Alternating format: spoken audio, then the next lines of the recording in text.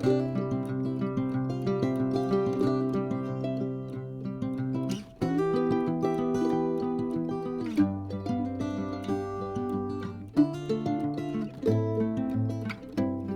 दोस्तों, आज हम डिस्कस करेंगे मल्टीपल मायलोमा के बारे में। मल्टीपल मायलोमा एक तरह का ब्लड कैंसर है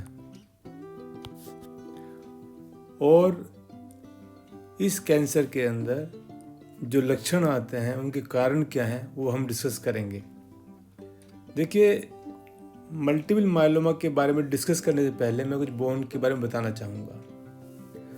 हमारी बोन के दो काम हैं। एक तो बोन हमारे शरीर को चलाना, यानी कि शरीर को स्ट्रेंथ देना और शरीर को चलाना। दूसरा काम हमारा बोन का है कि उसके अंदर बोन मैरो होती है। जैसे कि आप देख सकते हैं यहाँ पे, ये जो आपको स्पंजी दिखाई दे रहा है, ये बोन मैरो है। इस बोन मैरो के अंदर हमारा खून बनता है। अब बोन के अंदर दो तरह की सेल मिलती हैं। जैसे कि आप देख रहे हैं कि यहाँ पे ये जो सेल है इसको बोलते हैं ऑस्टियोक्लास्ट। ये बोन को खाती है। दूसरी बोन है, इसको बोलते हैं ऑस्टियोब्लास्ट। ये बोन को बनाती है। तो इन दोनों सेल्स के अंदर बैलेंस रहता है, यानी हमारी बोन टूटती भी रहती है और बनती भी रहती है। और ये जो प्रोसेस होता है बहुत कंट्रोल्ड वे में होता है। अगर कोई भी सेल ज़्यादा एक्टिवेट हो जाए, जैसे कि ऑस्टियोक्लास्ट एक्टिवेट हो गई, तो बोन खाना शुरू हो जाएगी, यानी कि बोन के अंदर कमजोरी आ जाएगी। अब बोन के अंदर कुछ सेल्स मिलती हैं, उसमें से एक सेल है, उसका नाम है प्लाज्मा सेल।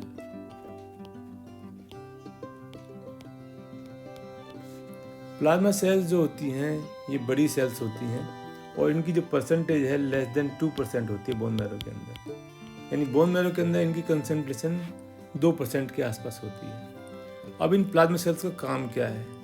ये प्लाज्मा सेल्स बनाती हैं एंटीबॉडी। देखिए, एंटीबॉडी का काम क्या है?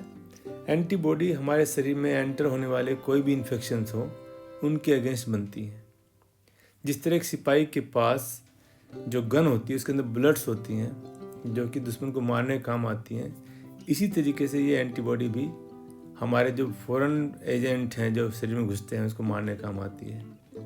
और याद रखिए कि हर बैक्टीरिया के लिए अलग तरह की एंटीबॉडी होती है। तो मतलब ये कहने का मतलब ये है कि हर इन्फेक्शन के लिए प्लाज्मा सेल कमिटेड हो जाती है और वो एक ही तरह की एंटीबॉडी बनाती है जो कि उस पर्टिकुलर इन्फेक्शन को मारने का काम आती है। ये एंटीबॉडी है, ये जस्ट लाइक बुलेट्स हैं, जैसे कि मैंने बताया आपको। एंटीबॉडी में दो हैवी चेन होती हैं, आप देख रहे हैं यहाँ पर, और दो लाइट चेन होती हैं। लाइट चेन कापा हो सकती है, कापा, और दूसरी लैम्डा। हैवी चेन कई तरह की हो सकती हैं, ए टाइप, जी टाइप, डी टाइप। तो एंटीबॉडी में डिफरेंट कॉम्बिनेशन मिलते हैं और ये प्लाज्मा सेल से बनाई जाती है। अगर आप किसी नॉर्मल पर्सन का ब्लड लें तो उसमें अगर आप इलेक्ट्रोफोरेसिस करें, इलेक्ट्रोफोरेसिस बेसिकली एक प्रोसेस है, एक प्रोसीजर है जिसके अंदर हम देखते हैं जो शरीर के अंदर प्रोटीन्स हैं उनका डिस्ट्रीब्यूशन कैसा है। तो जो एंटीबॉडी बनती है वो यहाँ पे आती हैं। एक नॉर्मल पर्सन के अंदर एंटीबॉडी का कर्व ऐसे आएगा। अब मल्टीपल मायलोमा में होता क्या है? देखिए, जैसे कि मैंने बताया कि हमारा खून बनता है बोन मैरो के अंदर। ये बोन मैरो है, इसके अंदर खून बन रहा है और इसके अंदर ये नॉर्मल प्लाज्मा सेल्स हैं जो कि एंटीबॉडी बनाती हैं। पर कभी कभी इन प्लाज्मा सेल्स के अंदर कैंसर वाले करैक्टर आ जाते हैं और ये अनकंट्रोल्ड डिवीजन करती हैं, यानी कि जहाँ परसेंटेज 2% से कम होती है, यहाँ पे परसेंटेज बहुत बढ़ जाती है। 30%, 40%, 60% हो सकती हैं। और जब इनकी संख्या बढ़ जाती है तो इसी हिसाब में ये एंटीबॉडी भी बनाती हैं, यानी कि इन एंटीबॉडी की कंसंट्रेशन भी बहुत ज़्यादा बढ़ जाएगी, जबकि इसकी ज़रूरत नहीं है। जैसा कि मैंने बताया था कि एंटीबॉडी जब कोई बैक्टीरिया एंटर करता है उसी के हिसाब से बनती है, उसी के हिसाब से डिवीज़न होता है और उसी के हिसाब से कंट्रोल वे के अंदर एंटीबॉडीज बनाई जाती हैं। पर यहाँ पे सेल डिवीज़न बड़ा फास्ट हो रहा है, अनकंट्रोल्ड वे में हो रहा है और एंटीबॉडी भी बेहिसाब बन रही हैं। इसे ही मल्टीपल मायलोमा बोलते हैं। अब होता क्या है कि मल्टीपल मायलोमा ये आपकी प्लाज्मा सेल्स हैं, ये क्या करती हैं, कुछ केमिकल निकालती हैं अपने अंदर से और ये जाती हैं ओस्टियोक्लास्ट पे, यानी कि जो बोन को खाने वाली सेल्स हैं उनके पास चला जाता है केमिकल ये, और उसको बोलता है कि आप बोन को खाना शुरू करो। तो प्लाज्मा सेल्स जब बहुत सारे कंसंट्रेशन में बढ़ जाती हैं तो कुछ केमिकल निकालती हैं और इसके द्वारा जो अपनी जो फ्रेंड सेल्स यानी जो ओस्टियोक्लास्ट सेल्स हैं इनको बोलते हैं कि बोन खाओ। तो मल्टीपल मायलोमा के अंदर बोन की ईटिंग शुरू हो जाती है, ईटिंग शुरू हो जाती है बोन की। और आप देख सकते हैं कि ये स्कल बोन है, इसके अंदर जगह जगह से बोन खराब हो गई है, यानी बोन के अंदर लीजन आ गए हैं क्योंकि यहाँ पर इन सेल्स ने बोन को खा लिया है। ये सीटी स्कैन में देख सकते हैं आप, यहाँ पे बोन खाई हुई है और यहाँ पे आप डिफेक्ट देख सकते हैं। तो जब बोन के अंदर इस तरह के डिफेक्ट आएंगे तो ये हमें एक्सरे में देख सकते हैं। जैसे कि आप यहाँ देख सकते हैं ये छोटे छोटे डिफेक्ट आए हुए हैं यहाँ पे बोन के अंदर, इनको बोलते हैं लिटिक लीजन। तो स्कल के अंदर खास तरह के ये लक्षण ये दिखाई देते हैं, लिटिक लीजन दिखाई देते हैं। इससे हम पहचान सकते हैं कि पर्सन को मल्टीपल मायलोमा है या नहीं है। जब इस तरह के लीजन आ जाएंगे बोन के अंदर तो बोन वीक हो जाएगी। जैसे कि इसमें देख सकते हैं कि यहाँ पे स्पाइन के अंदर लीजन आ गए हैं। आप देख सकते हैं इसमें MRI में कि यहाँ पे काले काले धब्बे हैं जो कि बताते हैं कि यहाँ पे बोन के अंदर लीजन आ गए हैं, बोन कमज़ोर हो गई है। इसी वजह से आदमी को पेन होता है, खासकर बैक पेन।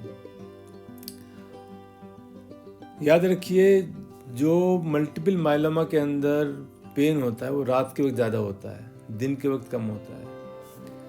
जब लीजन बहुत ज़्यादा हो जाते हैं, जैसे कि आप इस हड्डी में जब ह्यूमरस बोन है इसमें देख रहे हैं, तो ये बोन अपने आप टूट भी जाती है, फ्रैक्चर हो गया यहाँ पे।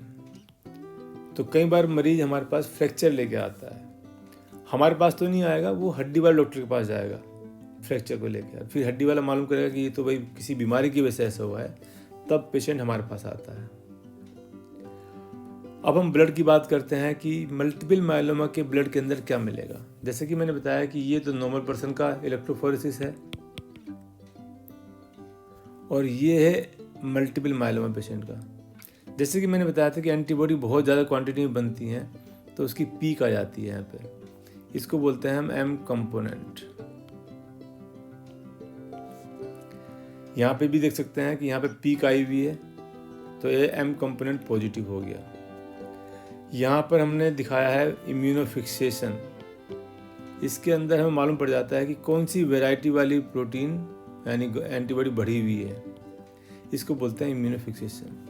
तो मल्टीपल मायलोमा के अंदर हमें मालूम करना होता है कि M कंपोनेंट है या नहीं है, जैसे कि हम देख रहे हैं यहाँ पर। और साथ साथ हम देखते हैं कि कौन सी वैरायटी वाली एंटीबॉडी बढ़ी हुई है, उसी के हिसाब से उसका क्लासिफिकेशन होता है।